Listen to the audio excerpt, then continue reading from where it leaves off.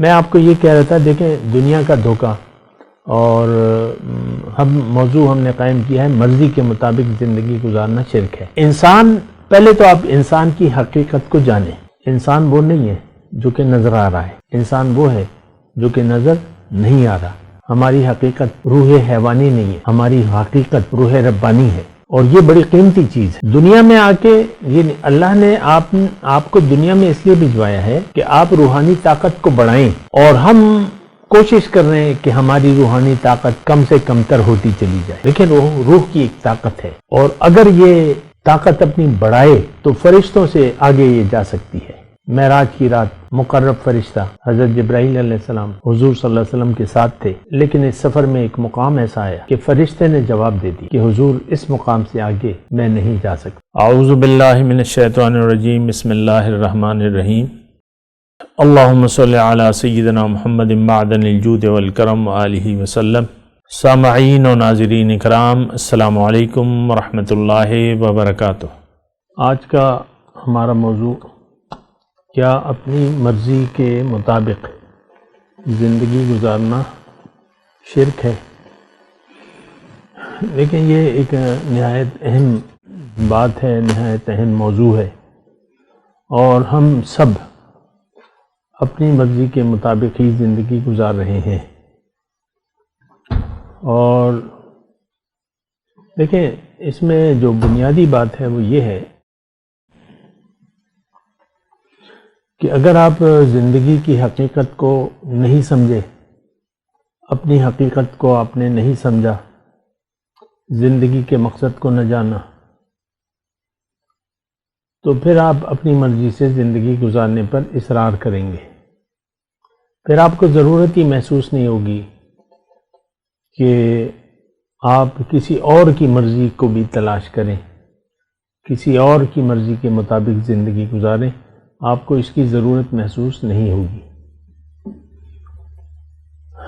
تو دراصل دیکھیں، آج کا جو معاشرہ ہے، یعنی آج کے مسلمان کی میں بات کر رہا ہوں خاص طور پہ، یہ اس کو ظاہر کا دھوکہ لگ گیا ہے، اور اس نے ظاہر کو حقیقت سمجھ لیا ہے، یعنی دنیا یا دنیا کی کامیابی کو یا حاصل دنیا کو اس نے حقیقت سمجھ لیا ہے۔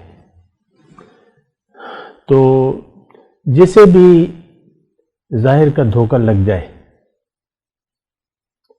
یا اسے یہ محسوس ہو کہ دنیا ہی حقیقت ہے اور حاصل دنیا ہی، یعنی دنیا کو حاصل کر لینا ہی کامیابی ہے، تو اس نے دھوکہ کھا لیا ہے، یعنی ایک دھوکے کا شکار ہو گیا ہے۔ اب اس کا نتیجہ کیا ہوگا کہ اس کو اللہ کی ہدایت کی کوئی ضرورت نہیں رہے گی۔ اللہ کی ہدایت قرآن اور نبی کا طریقہ، یہ دونوں باتیں ہیں، نوٹ کر لیں۔ اور میں آپ کو ایک بات کہہ رہا ہوں تسلی سے، کہ اگر آپ کو اللہ کے حکم اور نبی کے طریقے کی کوئی ضرورت نہیں محسوس ہو رہی، کوئی پرواہ نہیں ہے، تو اس کا مطلب واضح ہے کہ آپ ایک دھوکے میں مبتلا ہو گئے ہیں، اور اس کو کہتے ہیں ظاہر کا دھوکہ، دنیا کا دھوکہ۔ یہ نہایت خطرناک بیماری ہے۔ دیکھیں، بعض بیماریاں ایسی ہوتی ہیں جو کہ یعنی ہمارے جو جسم ہے، جسمانی بیماریاں ایسی ہوتی ہیں کہ وہ اندر ہی اندر بڑھتی رہتی ہیں، ظاہر میں اس کا پتہ نہیں چلتا، اور انسان اگر بر وقت اپنا علاج نہ کرائے تو وہ کینسر، بہت بڑا کینسر بن جاتا ہے، اور پھر وہ ناقابل علاج ہوتا ہے۔ یہ میں ظاہر کی بیماریوں کی بات کر رہا ہوں۔ اگر ظاہر کا دھوکہ اگر آپ کو لگ گیا ہے تو اس کی علامت تو میں نے بتا دی کہ آپ کو اللہ کی ہدایت اور نبی کے طریقے کی کوئی ضرورت محسوس نہیں ہوگی۔ پھر آپ مصر ہوں گے، اصرار کریں گے اپنی مرضی پر، انا ولا غیری کا نعرہ آپ لگائیں گے کہ میں ہوں اور کوئی نہیں ہے۔ تو بہرحال یہ ایک غلط فہمی ہے. اور دیکھیں اللہ یہ ایک بنیادی دھوکہ اگر آپ کو لگ گیا تو اس کا نتیجہ ٹھیک نہیں ہوگا. آپ کی زندگی تمام زندگی پریشانی میں گزرے گی. نان ایشوز آپ کو پریشان کرتے رہیں گے. ایسا تو نہیں ہونا چاہیے. نان ایشوز تو اچھا اس کے بارے میں آپ کو ایک بات کہہ رہا ہوں. اللہ تعالیٰ کی جو ہدایت ہے کہ اللہ تعالیٰ نے قرآن میں ارشاد فرمایا ہے کہ اے لوگو اللہ کا وعدہ سچا ہے. ایسا نہ ہو کہ دنیا کی زندگی تمہیں دھوکے میں ڈال دے. یا ایھا الناس ان وعد اللہ حق فلا تغرنکم الحیاۃ الدنیا. اللہ کا وعدہ سچا ہے. اللہ کا وعدہ کیا ہے؟ کہ یہ دنیا ہے لیکن اس کا ایک نتیجہ ضرور ہوگا. یہ زندگی ہے، اس کا ایک نتیجہ ضرور ہوگا، اچھا یا برا. یہ اللہ کا وعدہ ہے اور یہ وعدہ انسان کے ساتھ ہے. کوئی اور مخلوق ایسی نہیں ہے جس سے اللہ تعالیٰ نے یہ وعدہ کیا ہو. یا انعام یا عذاب، دونوں میں سے، یعنی باقی مخلوقات میں سے بڑی سے بڑی مخلوقات ہیں، اطاعت گزار ہیں اور ساری زندگی ان کی اطاعت میں گزر جاتی ہے، لیکن ان کے لیے کوئی انعام نہیں ہے کیونکہ وہ مجبور ہیں، کیونکہ ان کے پاس اختیار نہیں ہے، نافرمانی کا اختیار نہیں ہے. یہ انسان ہے جس کو اللہ تعالیٰ نے نافرمانی کا اختیار دے دیا ہے. اور بس یہ ایک جو یعنی شرف ہے دیگر مخلوقات کے مقابلے میں، یہ ہمیں حاصل ہے. اسی لیے ہم کہتے ہیں کہ انسان اشرف المخلوقات ہے. لیکن بات یہ ہے کہ ہم اس پر غور بھی نہیں کرتے نا کہ ہمیں یہ فضیلت کیوں دی ہے، اس کا مطلب کیا ہے. آپ نے کبھی سوچا ہے زندگی میں کہ میں اشرف المخلوقات کیوں ہوں؟ نہیں سوچا آپ نے. آپ مجھے وہ تاریخ، وہ سال، وہ مہینہ نہیں بتا سکتے کہ آپ نے یہ سوچا ہو کہ میں اشرف المخلوقات کیوں ہوں، کیا خاص بات ہے مجھ میں.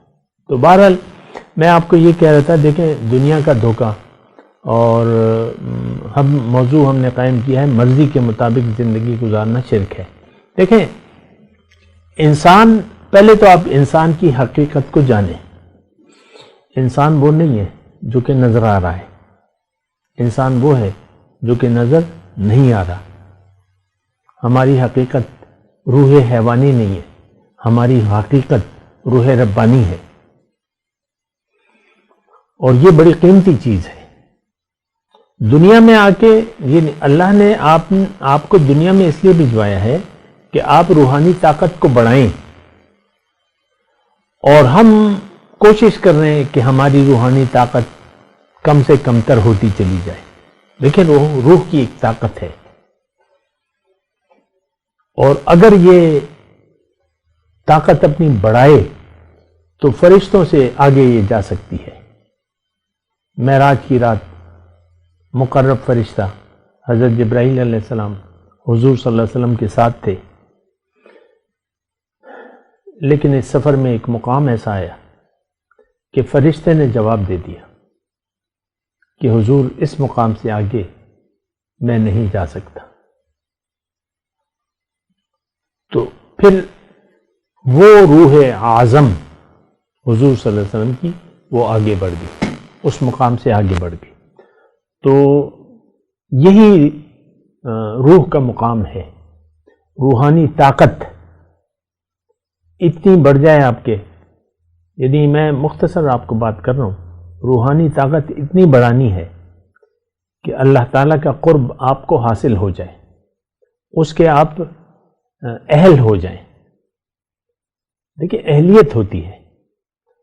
اللہ تعالیٰ نے ہمیں دنیا میں اس لیے بھجوایا ہے کہ ہم اپنی مرضی کی بجائے اللہ کی مرضی سے زندگی گزاریں، تو ہم میں وہ طاقت حاصل ہو جائے گی. بہت آسان بات ہے. لیکن اگر زندگی ہم نے اپنی مرضی سے گزاری تو ہم بجائے اوپر پرواز کرنے کے ہم پھر چلے جائیں گے اسفل السافلین.